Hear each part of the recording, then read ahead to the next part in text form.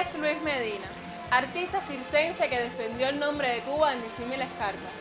Aunque alejado de las pistas, Medina enfrenta la vida como si fuera una de esas espeluznantes piruetas de circo. Medina, el hombre equilibrio. Sin dudas, las acrobacias de los equilibristas son una de las atracciones clásicas en todo circo. Sabiéndolo desafiar riesgos y espectacularidad, le pregunto si el circo llegó a él o él al circo.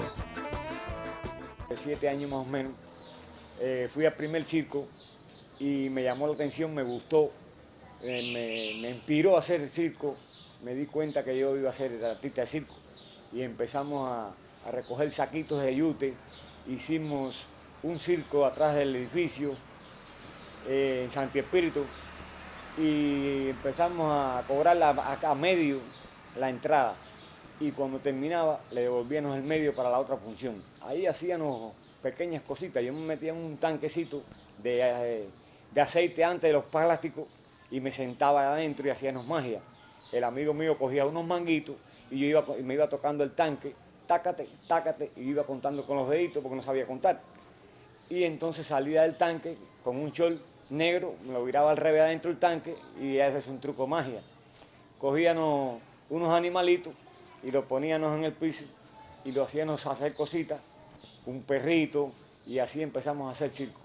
Ya después fui creciendo y nos mudamos para Cabaiguán, donde empecé con 11 años ya a hacer lo que es en la Casa de la Cultura, un circo como tal, de niños. Ahí empezamos a desarrollarnos, entre 4 o 5, la cultura nos recogió, nos empezó a apoyar, íbamos por todos los barrios trabajando todos los fines de semana. Nos mudábamos con los hierros, con las cajas y dábamos actividad por la noche para los niños de barrio en barrio.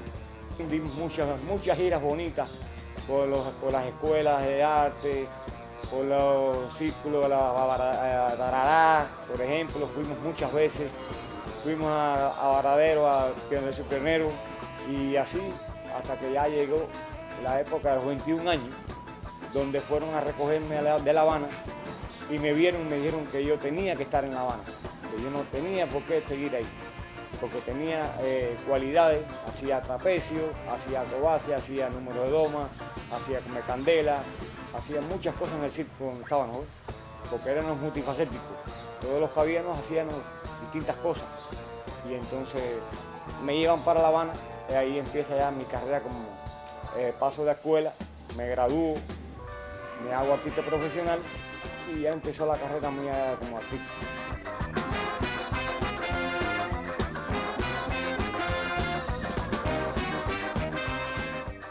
Llegué a la escuela de arte y me especialicé en lo que es en el equilibrio.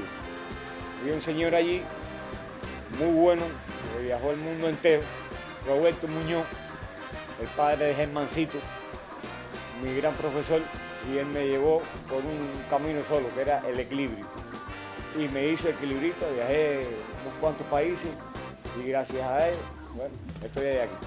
Un elefante se balanceaba sobre la tela de una araña. Como creía que resistía, fue a buscar otro elefante. ¿Qué elefante ni qué 8 cuartos? Que las maniobras de equilibrio llevan más que riesgo, concentración y por lo tanto mucha práctica y ligereza. Nada de elefantes pesados. Y yo no salía a ningún lado, lo mío era ensayando mañana, tarde y noche, mañana, tarde y noche, mañana, tarde y noche. Y es verdad que lo que uno quiere, uno lo logra. Lo que todo es, lo que uno se desempeñe, lo que uno quiera de verdad, lo que tú sientas de verdad, lo logras, siempre lo vas a lograr. Todo depende de lo que tú quieras hacer. Entre volteretas e implementos, el equilibrista muestra su grandeza a medida que usa disímiles implementos. El número crece, gana en espectacularidad. Nosotros nos montamos como tal un número consecutivo, por ejemplo, 7, 8 ejercicios. Esos 7, 8 ejercicios tienen que estar bien valorados, bien creados, para que tú puedas llevar un número de menor a mayor, y entonces para que el público vea que vas creciendo en lo que estás haciendo. Uno empieza con una cosa pequeña y después va complicando un poco más el ejercicio, papá, ya cuando tú llegas ya a hacer como tal. El número ya lo tienes creado, lo tienes conformado, cómo va, ya a partir de ahí entonces empiezas tú a crear. Por ejemplo, hoy no voy a hacer esto, porque voy a hacer esto, porque entiendo que, por ejemplo, el director artístico quiere que tú hagas nada más que esto, porque hay distintos tipos de espectáculos. Está el espectáculo dinámico, que tiene que ser cosas pequeñas, rápidas y que lleguen al público. Hay cosas que son recreativas, que tú puedes hacer tu número completo sin problema ninguno. Y así vamos creando otras cositas. Por ejemplo, hace falta un pulsador, se lastimó. Oye, no hay nadie que haga pulsar. Bueno, yo mismo hago el número pulsar y salvo el espectáculo. Hace falta un payaso, se enfermó el payaso, le dio un dolor. Si nos quedamos sin payaso, no. Nosotros mismos cogemos y nos acogemos a eso y hacemos el payaso. Porque estamos preparados para eso. Porque el objetivo siempre ha sido que el artista esté preparado para todo. Porque tú no sabes en el momento que tú puedas ayudar o desempeñar alguna función dentro del circo.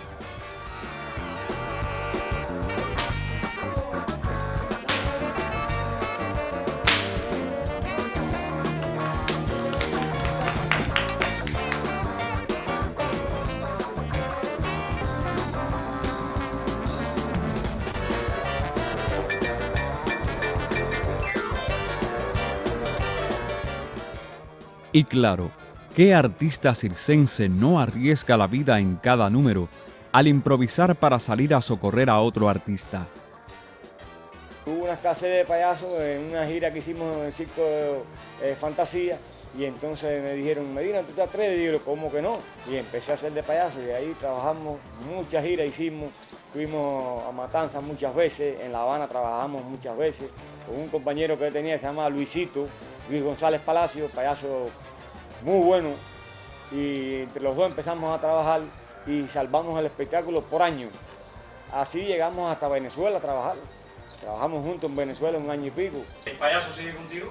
Sí, el payaso siempre va a seguir conmigo porque a mí me gusta trabajar para los niños. Me gustan mucho los niños. Es una cosa que me llama la atención. Pero bueno, voy a hacerle un regalito a los niños ahora aquí un momentico para que se acuerden los niños y los papás que oyeron eso cuando eran niños. Dice que muy triste era la vida de los payasos, que llegaban al ocaso sin sonreírse siquiera. Pero ahora, en la nueva era, y sin mintarnos con brocha, la gracia se nos derrocha. No soy un payaso triste, pues lo mismo le hago un chiste que le echo mano a una mocha. Así que era demostrado que yo soy un payaso contento, que lo mismo le hago un cuento que me he visto de miliciano. Ya me voy porque he sudado y he trabajado un poquito. A los grandes y chiquitos pido un aplauso bien fuerte para nuestro artista.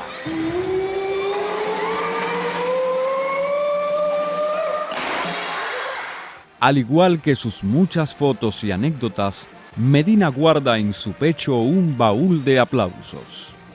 Cuando yo empecé que era niño, digamos un poquito más atrás, ¿no? Yo monté un número con un chivo, una paloma y un gavilán. Que decían, siempre se ha dicho que el gavilán se come la paloma. En este caso, nunca mi gavilán se comió la paloma. Ni el chivo nunca le hizo nada a la paloma. Mi chivo caminaba a cuerda floja, la paloma venía volando y se le posaban los tarros. Yo tenía los tarros preparados para eso. Tenía una montura donde el gavilán venía volando y caía arriba de la montura. Y esa era la tradición ahí cuando aquel entonces en Cabaiguán, que muchas personas mayores deben de acordarse. Cuando yo estaba en Cabaiguán como tal, como niño. Y después ya de adulto vino un tiempo que tuvimos de descanso en el circo y vine para acá. Y entonces monté un número con una perrita que me regalaron y esa fue una tradición, esa perrita viajó conmigo, hicimos varias giras en Cienfuegos, en Camagüey, estuvimos en Santa Clara muchas veces, en Matanzas. Ella bolseaba, ella le daba los primeros auxilios a los niños, montaba velocípedo, leía un periódico cuando yo se lo ponía en derecho porque al revés no lo leía. Le daba vuelta a unas palomas en un trío vivo que tenía también, 5 palomas que hacían cachumambé también las palomas, hacían sus cositas, ¿ves? Y los niños les gustaba mucho, mucho, mucho. Donde quiera que llegaba veían la perrita y tiraban fotos con ella. Pero bueno, llegó el momento que la perrita envejeció y murió y me quedé sin perrito.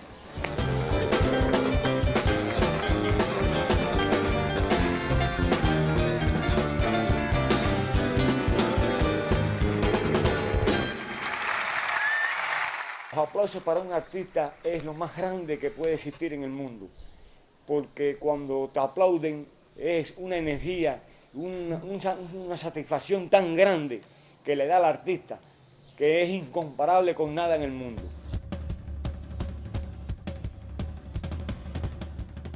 Sin dudas, Medina colmó de glorias a la escena cubana.